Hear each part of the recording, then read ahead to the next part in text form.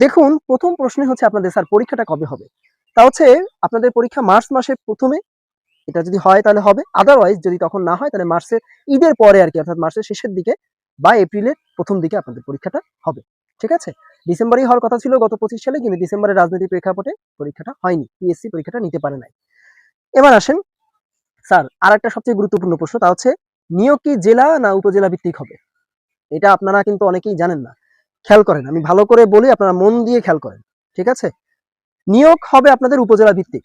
সাধারণত প্রাইমারি নিয়োগ যেভাবে হয় আরকি, উপজেলা ভিত্তিকই নিয়োগ হয় এবং উপজেলা ভিত্তিকই নিয়োগ হবে। তবে উপজেলাতে মানে সাধারণত হয় কি দেখেন, এই প্রাইমারির এই যে নিয়োগটায়, এই প্রধান শিক্ষকের এই নিয়োগটায় এখানে আপনার 90% হবে পদোন্নতি, মানে অর্থাৎ যারা সহকারী প্রধান শিক্ষক আছেন তারা সেখান থেকে প্রধান শিক্ষক হয়ে যাবেন পদোন্নতির মাধ্যমে 90%। এরপরে যে কয়েকটা সিট ফাঁকা থাকবে সেই কয়েকটা সিট পূরণ করা হবে উপজেলা ভিত্তিতে আপনাদেরকে নিয়োগ দিয়ে। বুঝতে পেরেছেন?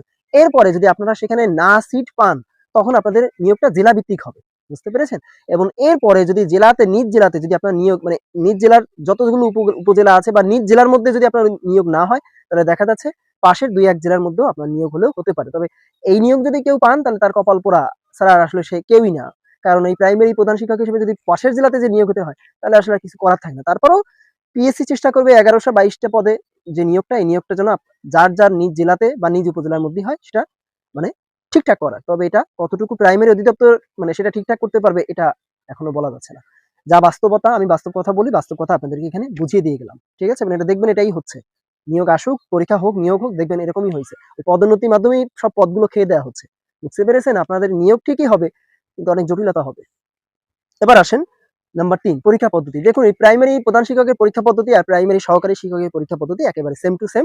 অর্থাৎ ওই সেই বাংলা, ইংরেজি, সাধারণ জ্ঞান ও বিজ্ঞান, সাধারণ জ্ঞান, বিজ্ঞান আর গণিত এই সব মিলিয়ে আরকি ১০০ মার্ক। বুঝতে পেরেছেন? ১০০টা এমসিকিউ, ৫০% এ পাস, অর্থাৎ সরি ৯০টা এমসিকিউ, ৫০% এ পাস, তার মানে হচ্ছে আপনার ৪৫ এ পাস। বুঝতে পেরেছেন? আর ভাইভাতে হচ্ছে ১০। এই হচ্ছে টোটাল ১০০ মার্ক। সেক্ষেত্রে ভাইভাতে যে ১০ সেখানে আবার ওই ৫০% এ পাস। তার মানে ৫ মার্ক পেলে আপনারা ভাইভাতেও পাস করতে পারবেন এবং ভাইভাতে কোনো সার্টিফিকেট দেখা হবে না। ঠিক আছে? গেল এটা। আমি আসলে ভুলে ১০০ মার্ক বলে ফেলেছিলাম এমসিকিউ। এমসিকিউ আসলে ৯০টা, প্রাইমারি সহকারী শিক্ষকের যেভাবে পরীক্ষাটা হইছে সেম সিস্টেমে। এবার আসেন পরীক্ষা কারা নিবে স্যার?